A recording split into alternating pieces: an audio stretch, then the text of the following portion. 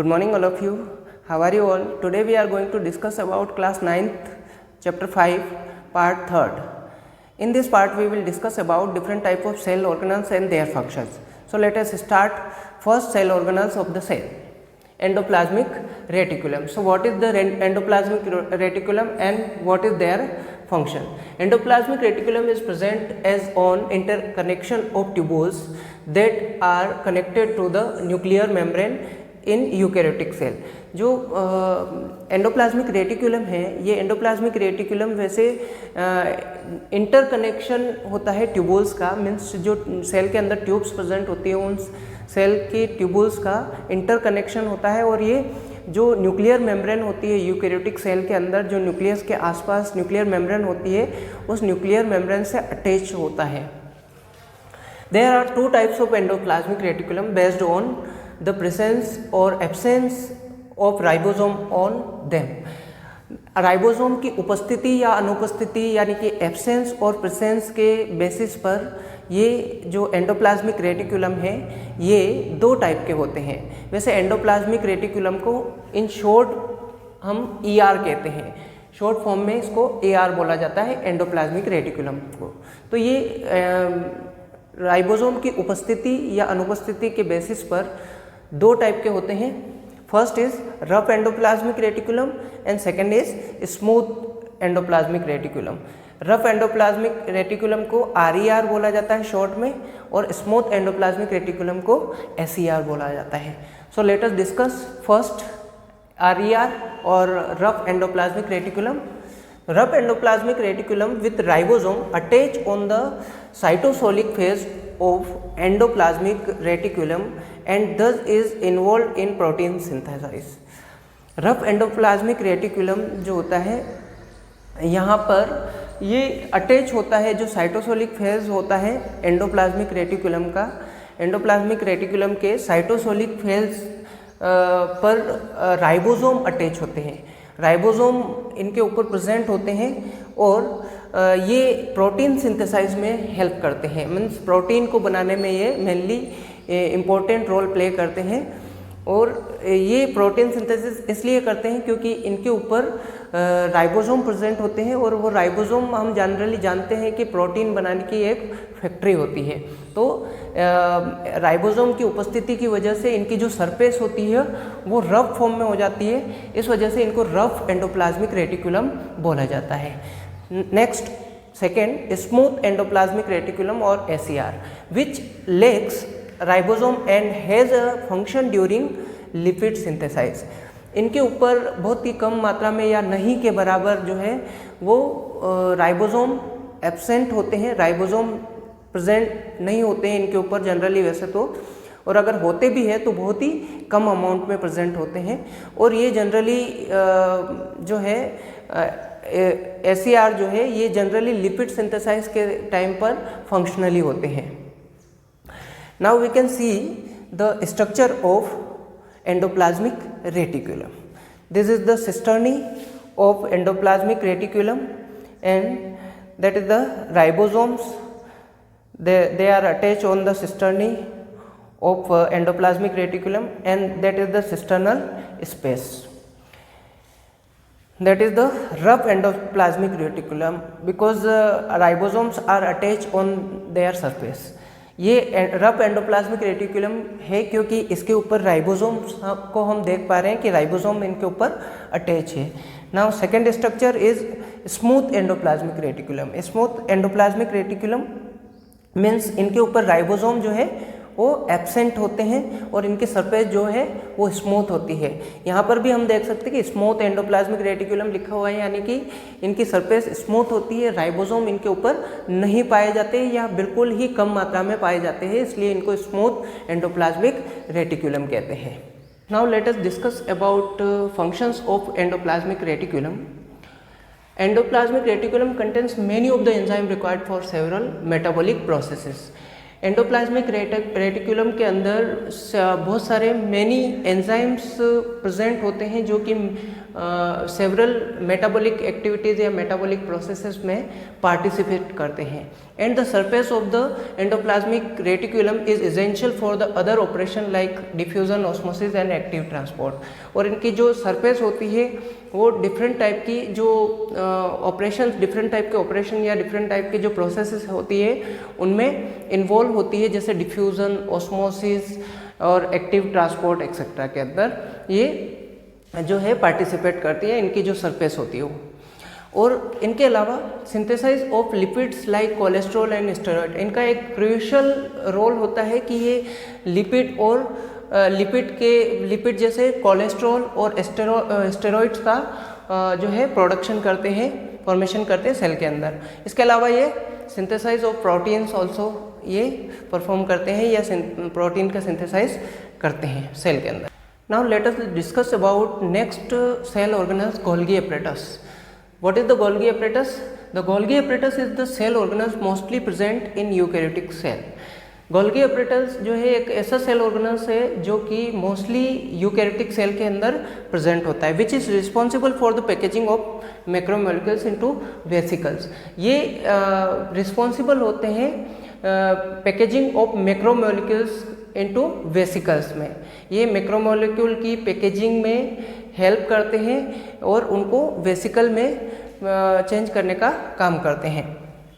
Now let us C the structure of Golgi apparatus. Golgi apparatus का हम structure यहाँ पर देख सकते हैं। ये इनकमिंग ट्रांसपोर्ट ऑफ वेसिकल, यहाँ पर एक वेसिकल जो है जो गोल्गी एपरेटस के अंदर ट्रांसफ़र हो रहा है या आ रहा है, जो कि मीन्स हम कह सकते हैं ये एक मैक्रोमोलिक्यूल है और ये इस गोल्गी एपरेटस के अंदर आता है और यहाँ से चेंज होकर एक सेक्रेटिंग वेसिकल के फॉर्म में बाहर निकल जाता है। ये सिस्टर्नी है इसके और ये सेक्रेटरी वेसिकल है जो कि इसके अंदर से ट्रांसफ़र होकर एक सेक्रेटरी वेसिकल के अंदर चेंज हो जाता है। Now let us discuss about function of the Golgi apparatus. Golgi complex, Golgi apparatus जो होता है उसको गोल्गी बॉडी या गोल्गी कॉम्प्लेक्स भी कहा जाता है। Golgi complex has an essential purpose of directing proteins and lipid to their destination. ये गोल्गी कॉम्प्लेक्स क्या करता है या गोल्गी एपरेटस जो है ये इसका मेन एसेंशियल पर्पस क्या होता है, ये डायरेक्ट करता है प्रोटीन्स और लिपिड को उनके डेस्टिनेशन के लिए कि उनको कहाँ जाना है, उसके लिए ये उनको डायरेक्ट करता है। And thus act as the traffic police of the cell। Means अब ये डायरेक्टिंग करने का काम करता है, तो हम जनरली कह सकते हैं डायरेक्टिंग करने का काम जैसे ट्रांसपोर्ट में कौन करता है, ट्रैफिक पुलिस। तो उसी टाइप से ये भी सेल के अंदर एक ट्रैफिक पुलिस की तरह काम करते हैं कि किसको किधर जाना है, कौन से वे पे जाना है, ये सभी को जो है सिग्नल या सभी को डायरेक्ट करने का काम करते हैं। Next function is Golgi complex is involved in the synthesis of other cell organelles like a cell membrane, lysosome या lysozymes among other। तो क्या होता है, गोल्गी कॉम्प्लेक्स जो है अदर सेल ऑर्गेनल्स को बनाने में भी इम्पोर्टेंट रोल प्ले करता है, जैसे सेल मेम्ब्रेन, लाइसोजाइम्स या लाइसोसोम एमंग अदर, और अदर सेल ऑर्गेनल्स को बनाने में भी ये हेल्प करता है। Now let us discuss about our next cell organelles of the cell is lysosome or lysozyme. Lysozymes are membrane bound organelles that occurs in the cytoplasm of animal cell। Lysozyme या lysosome जो है एक membrane bound organelles होता है, ये membrane से attach organelles होता है और ये जनरली जो एनिमल सेल का जो साइटोप्लाज्म होता है उसके अंदर फॉर्म होता है। दिस ऑर्गेनल्स कंटेन एन अरे of hydrolytic enzyme required for the degradation of various macromolecules. ये जो लाइसोजाइम या लाइसोसोम जो सेल ऑर्गेनल्स हैं ये बहुत सारे हाइड्रोलाइटिक एंजाइम को एक अपने अंदर सजाकर रखता है, अरे फॉर्म में रखता है, और इनके डिग्रेडेशन से बहुत सारे वेरियस मैक्रोमोलिक्यूल्स का इसमें जो है बहुत सारे जो वेरियस मैक्रोमोलिक्यूल्स होते हैं वो क्या होते हैं, उनका डिग्रेडेशन होता है by the enzymes, hydrolytic enzyme के through. There are 2 types of lysosomes, 2 type के लाइसोसोम्स यहाँ पर या लाइसोजाइम्स प्रेजेंट होते हैं। फर्स्ट इज प्राइमरी लाइसोसोम या primary lysozymes, and secondary lysozyme या lysosome. So let us discuss primary lysosome. What is the primary lysosome? Primary lysosome containing hydrolytic enzyme like lipases, amylases, proteases and nucleases. जो primary lysosome जो होते हैं वो बहुत सारे hydrolytic enzymes को contain करके रखते हैं, जैसे लाइपेजेस, एमाइलेजेस, प्रोटीएजेस और न्यूक्लियेजेस जैसे बहुत सारे प्रोटीन्स हाइड्रोलाइटिक एंजाइम जो होते हैं उन हाइड्रोलाइटिक एंजाइम को कंटेन करके रखते हैं। Next is secondary lysosomes. Secondary lysosome form by the fusion of primary lysosome containing engulf molecules और ऑर्गेनल्स। ये जो सेकेंडरी लाइसोसोम्स जो होते हैं ये फर्स्ट यानी कि प्राइमरी लाइसोसोम जो होते हैं प्राइमरी लाइसोसोम के फ्यूजन से बनते हैं, उनके संलयन से बनते हैं या फ्यूजन से बनते हैं, और ये बहुत सारे मॉलिक्यूल्स को क्या करते हैं, एनगल्फ करते हैं या सेल ऑर्गेनल्स को क्या करते हैं, एनगल्फ करते हैं अपने अंदर। Now we can see the structure of lysozyme और lysosome. That is the membrane of cell and that is the enzyme और protein in the present in the cell. That are the enzymes or proteins of lysosomes. Now let us discuss about the functions of lysosomes. These organelles are responsible for intracellular digestion. ये जो cell organelles होता है ये intracellular digestion के लिए responsible होता है, where the larger macromolecules are degraded into smaller molecules with the help of enzyme present in them. इनके अंदर जो एंजाइम प्रेजेंट होते हैं उनकी हेल्प से जो मैक्रोमोलिक्यूल्स, लार्जर मैक्रोमोलिक्यूल्स जो होते हैं, जो बड़े मैक्रोमोलिक्यूल्स जो होते हैं वो डिग्रेड होते हैं छोटे स्मॉलर मैक्रोमोलिक्यूल्स के अंदर, और ये सारी जो प्रोसेस होती है ये एंजाइम के थ्रू होती है जो कि इनके अंदर प्रेजेंट होते हैं, लाइसोसोम के अंदर प्रेजेंट होते हैं। Involved in various cellular processes like secretion, plasma membrane repair, cell signaling and energy metabolism. ये डिफरेंट टाइप के वेरियस सेल्यूलर प्रोसेसेस में भी इन्वॉल्व होते हैं, जैसे सेक्रेशन, प्लाज्मा मेम्ब्रेन रिपेयर और सेल को सिग्नल प्रोवाइड करने के लिए, और एनर्जी मेटाबॉलिज्म के लिए बहुत एनर्जी मेटाबॉलिज्म के लिए रिस्पॉन्सिबल होते हैं, मतलब इन सेल्यूलर प्रोसेसेस को ये करने में हेल्प प्रोवाइड करते हैं। Now let us discuss about next cell organelles is mitochondria. So what is the mitochondria? Mitochondria are the double membrane bound cell organelles. Mitochondria जो है एक double membrane bound cell organelles होता है जिसके अंदर double membrane present होती है। It is the responsible for the supply and storage of energy for the cell. ये रिस्पॉन्सिबल होता है किसके लिए?